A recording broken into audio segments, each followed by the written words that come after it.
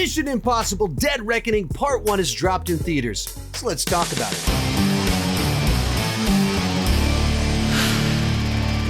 Hi, my name is Sean, and I love to talk about movies and TV way too much. With that in mind, go ahead and join me down below in the comment section. Share your thoughts on Mission Impossible Dead Reckoning Part 1. My thoughts aren't the right thoughts. They're just my thoughts, and I would love to hear yours. With that said, let's get started with the good. So the buzz for this film has been through the roof for a very long time. Then the initial reviews and reactions came out, and they were just as good as we hoped. In fact, it debuted on Rotten Tomatoes with a 100% with over 50 reviews counted. Over 50 reviews, and everyone said it was good and worth seeing. And then it dropped all the way down to 97%. Then it worked its way back up to 99%. And as of the last time I checked, it's at 98%, which means this is probably going to be the highest Rotten Tomatoes score for a wide release blockbuster this year. And even of the negative reviews, there were only 3 as of last night. 2 of them were 3 out of 5 reviews. 3 out of 5, which I, as someone who is a Rotten Tomatoes certified critic, I would call that a fresh score. 3 out of 5 is only borderline fresh, but that's fresh in my mind, in which case there's only one person that was distinctly negative on the film, which is wild. All that to say, my anticipation for this film was very high, and it absolutely lived up to the hype.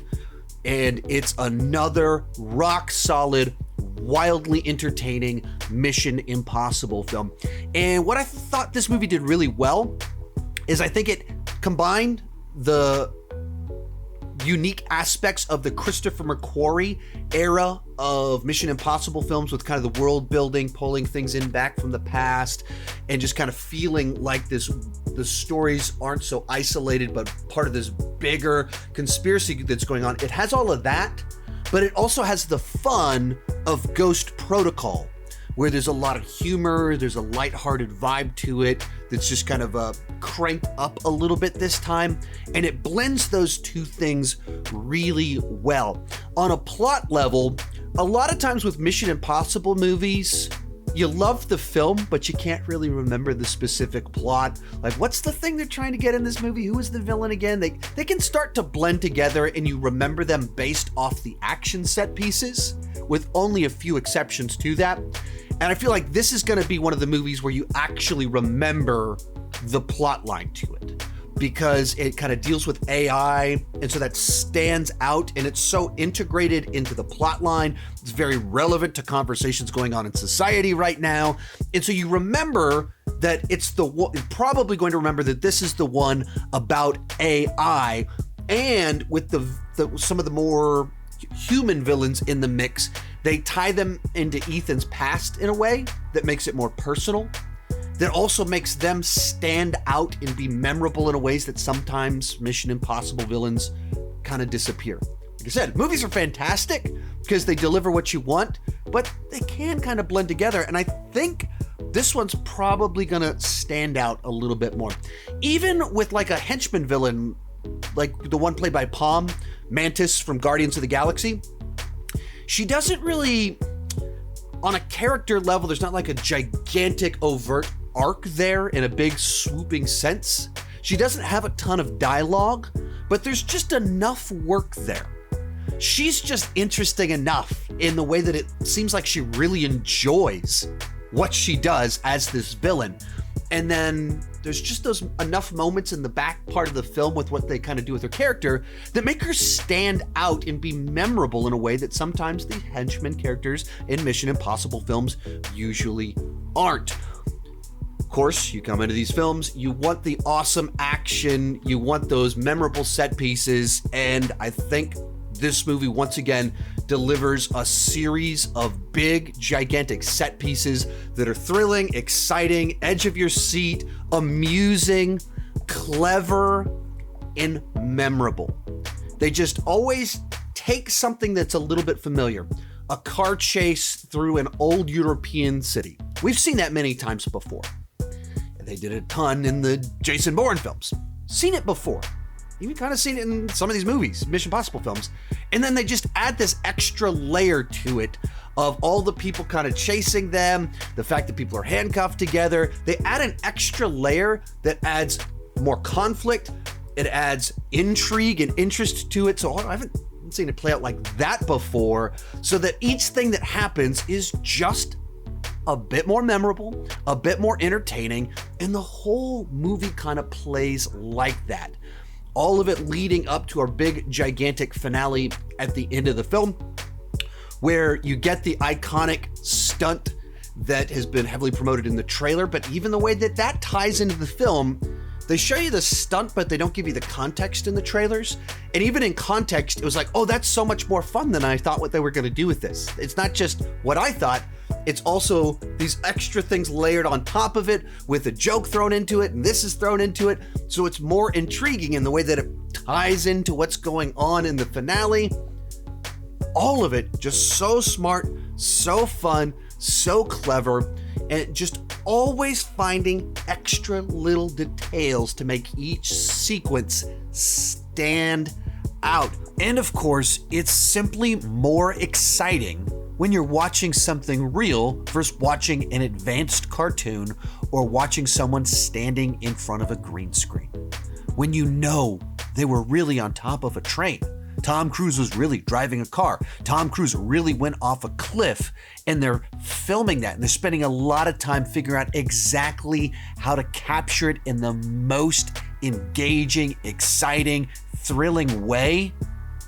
You feel that. Versus all the movies that come out where you're just kind of watching a bunch of CGI characters or people on top of a fake stage with a green screen behind them, and there's just a fan being blown in their face. You feel this. And when it's not just a stuntman and you can see Tom Cruise is actually there, you get a performance from him. It's not the back of his head or something like that. He's acting while doing these death-defying stunts. That's more exciting. It's more thrilling. And that's why these movies pop and why they excite us in ways that so many other action movies, big, gigantic blockbusters don't. They're doing things differently, and it's working. Next thing to talk about here are the characters. And of course, you have the returning batch of agents working with Ethan Hunt, and they brought back one of our characters from the first film, and I really dug the dynamic, the way that he's used in the story, where it is this very complicated relationship with Ethan Hunt of a very strange version of trust and distrust between them that makes so much sense in light of their history that they have, in light of what goes on in this film, in light of their different personalities. But you go, yeah, that adds up. That makes sense. And that's a fun way to do that. But we also get some new agents thrown into the mix. The big, gigantic one in here is Hayley Atwell. And just immediately, she pops. She has great chemistry with Tom Cruise. Her character is used to give us even just a little bit more insight into how agents are kind of recruited and treated in the world of Mission Impossible, gives us a new look into Ethan's past, reframes some things that we've already seen about some of these characters, and she's just really fun. Immediately you're like, oh, I want to see more of her. Oh, what else are we going to get to do with this character? And it's fascinating that I watched it with a friend of mine. As soon as the movie ended, the person I was with, like, what's she been in before? It was like, oh, she was in the MCU. She's been Agent Carter for 13 years now. He's like, oh yeah, I guess she has been. And you realize she's been in the MCU for like 13 years and they haven't used her in a way that made her pop. They put her in Mission Impossible and immediately she just stands out. She's so fun, so memorable immediately. Already talked about Palm as one of our henchmen characters, so I probably don't need to rehash that, but even just a little performance in the way that she's having the fun that she has, her expressions communicate so much where she doesn't need a ton of dialogue to kind of have her own little journey that makes you interested in the character. There's also these two agents that are tracking down Ethan that are good guys, that are just one more layer of conflict thrown into this whole adventure. And it's just, that's what I think these movies have done really well the last 10 years or so, is just always finding that extra thing to make the mission that much more impossible. There's one more layer that you need to avoid. So they add these two characters in that aren't bad guys. Ethan's not gonna try and hurt them. They're not really trying to hurt him, but they are trying to stop him. And even between the two of them, there's some disagreements and conflict that in each scenario, each chase, each action sequence, there's more going on there. And it gives you a little perspective in how different people perceive of what Ethan is doing in all of these movies. And it was just fun. And they found a way to pay it off towards the end of the movie with the way some of those things play out.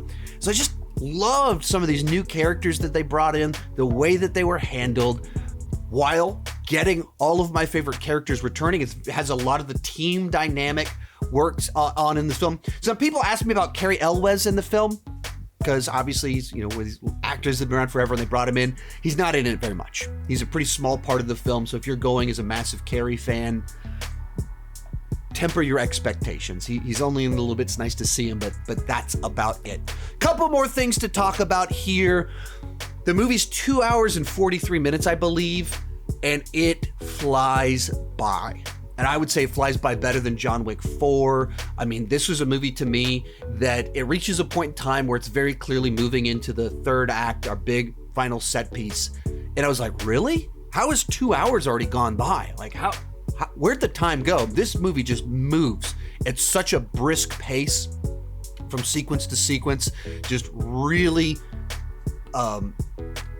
never drags, always keeps moving forward. Last one on here, 2023 appears to be the year of cliffhanger endings. Fast X, Spider-Verse 2, and now this movie. This is very distinctly part 1 of 2, but it also comes to a satisfying conclusion. It's a very distinct story that's being told here, that's part 1, but we also know what part 2 is going to be. I think it's very much more comparable to an Infinity War, where that movie was about who's going to get the Infinity Stones. All right, now we know who won that, and now we know there's going to be a part 2. This movie's about a specific thing, answering a question and the fate of an item, and you get to the end of the movie, and those are resolved. Very clear, story's completed, but the grander thread out there still exists. And so I much prefer it when our cliffhangers are like this, rather than Spider-Verse 2, which just kind of goes, movie's done, credits roll, like, what just happened? Or Fast X, which kind of does the same thing. It just leaves you hanging in the middle of something. This comes to a resolution over the specific conflict established in the film. For me, this is another fantastic Mission Impossible film. Tom Cruise is just continuing his hot streak on the top of the world, delivering awesome movies. He knows what his audiences want, and the studios are giving him the freedom to actually deliver these incredible stunts, awesome action, wildly entertaining films, and that is exactly what he did with this film. Let's move on to the mixed aspects of the film. Nothing really here, actually, but I just needed a place to talk about a question I keep getting asked. People keep asking me, do you need to watch all of the previous Mission Impossible films in order to watch this movie? Technically, no. The plot of this movie, you can probably follow it if you haven't seen the previous movies, but I wouldn't really recommend that. The movie is so much about Ethan's relationship to these other characters, whether the boss guy from the first movie or different agents, and how he treats them and responds and reacts to them and how that kind of shapes him, that you'll miss a lot about what makes the movie impactful in the dynamics between all the characters if you haven't seen the previous movies.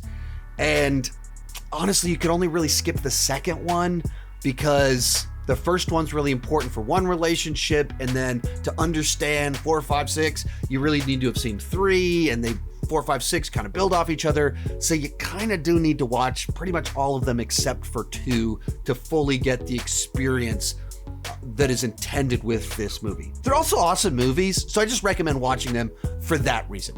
From there, let's move on to the bad. Not too much to say here. There's one big, bold decision they make with a character. I don't mind the ultimate decision that was made. I wish that the character had been more prominent throughout the first half of the film to maybe set that up better to make it more satisfying. I wish that the marketing didn't kind of have to give away the big gigantic stunt of the film as much as it did. And I'm not sure, because like I love this behind the scenes special features that they put out. They're very well done. They're part of what got us excited for the film. But when your movie doesn't have I don't feel like this movie had as many of those overt gigantic stunts like maybe some of the last couple did. And they put the big one in the first trailer. And so you didn't get the big surprise in the movie itself. They really showed you the bit, literally with a 10-minute behind the scenes deal about the stunt. And so it just felt like giving away your best joke in the trailer. They gave us away the best stunt in the trailer. And maybe there's a few too many scenes of people just kind of like talking about AI rather than showing us it. And some of the flashback stuff I felt was undercooked. It's part 1 or 2, so that could be totally resolved in part 2. But they put just enough in there that I was like, I think you needed to do more there for that to fully work for me. Real quick, before I give you my final thoughts, be sure to join me down below in the comment section. Let me know, what did you think about Mission Impossible Dead Reckoning Part 1? Also, I will be ranking the movies in the next few days. And I did a series back when Fallout came out where I reviewed each of the movies. So if you want to know my specific thoughts on each of the Mission Impossible films, they're right up here. This is one of the best action franchises out there. It is incredibly consistent, and I've got lots of thoughts on all the films. At the end of the day, Tom Cruise has done it again. This is another great Mission Impossible film. This is one of these franchises where really all but one of the movies, I'm not really surprised if someone says it's their favorite of the bunch.